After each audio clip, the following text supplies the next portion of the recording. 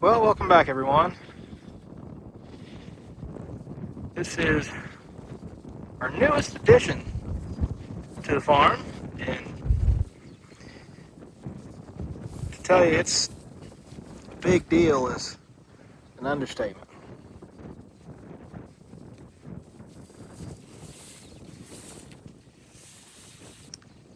It's a 1959 first year production of an International 151 combine. It has been repainted because right here where it says International should have said McCormick. This is right around the transition when they were dropping the McCormick Deering names and switching everything over to International Harvester.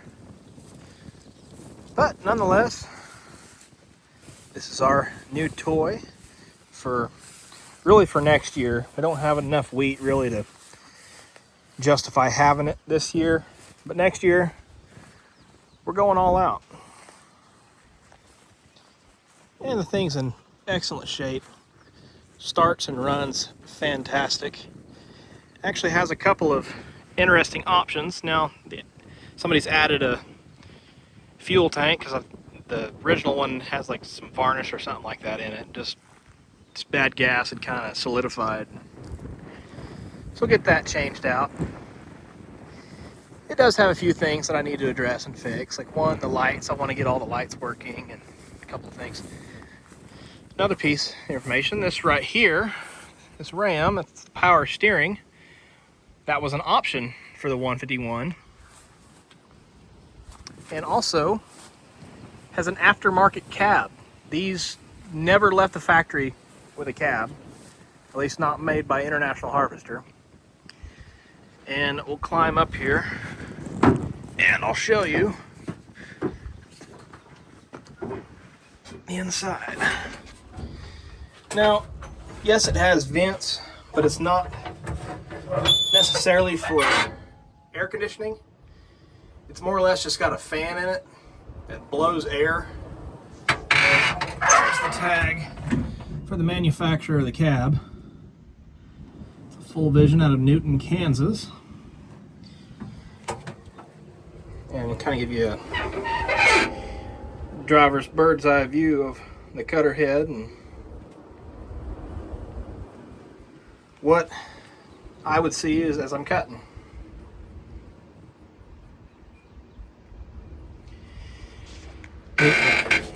Levers over here onto my right. This is my variable speed here. Got my gear selector here. Throttle's back here. And then these two levers here. This lever here engages the separator. And then this lever here with the black engages the header. Got this lever here, so it raises and lowers the header. And then just like your typical brake over here, clutch over here. The thing is all belt driven, has 3 gauges, amp gauge, coolant temp, and oil pressure, which these two work, but the oil pressure for some reason doesn't work. Another thing I need to fix. Other than that, you know, this cab isn't the most ideal, just because really the only air you get is either from this window here up here on the right, the door being wide open, or this back window here. And it's kind of hard to see inside the hopper to tell how much wheat you have. But it does keep the dust off of you. And I bet when you're cutting corn in the wintertime, getting you out of the wind would probably help a lot too. We'll go ahead and jump back down and kind of give you a glance at the engine. And before I forget on my way down, this lever here to the left side of the seat is what controls the discharge auger. So push it down to engage it. And the power plant is up here up on top behind the grain hopper is the BD 264, often referred to as the Black Diamond.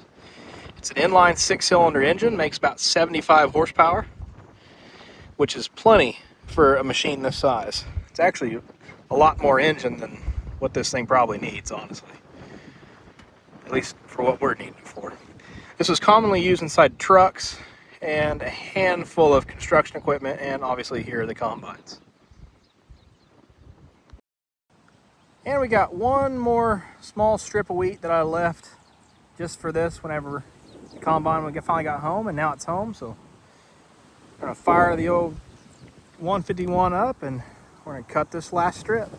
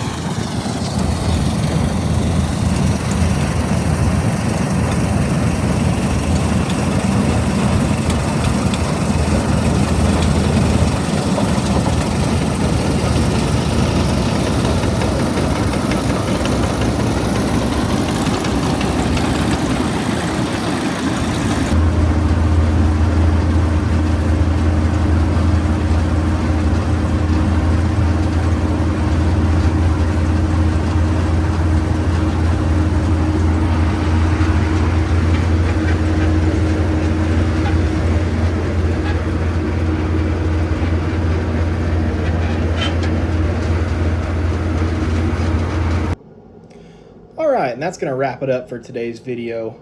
I'd like to thank you all for watching. You know, this is really something special that we have here on the farm, and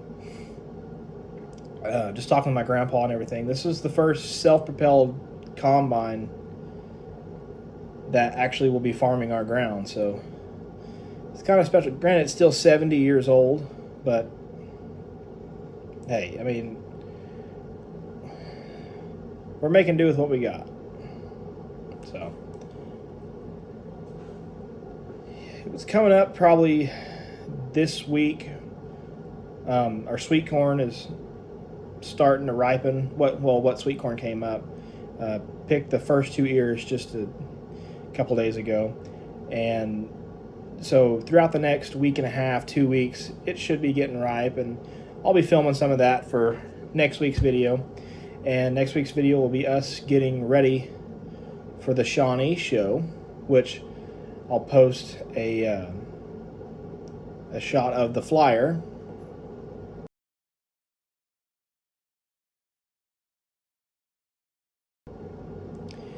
And look at the calendar. The Shawnee show, which is, like I said, not this weekend, but the following weekend at Shawnee, Oklahoma. So we'll be there. We'll have the mill there, the half-scale steam engine. Stop by and say hi to us and watch us mill a little bit of corn into some cornmeal. So, as always, I'd like to thank you all for watching. God bless each and every one of you, and we'll see you all in the next one.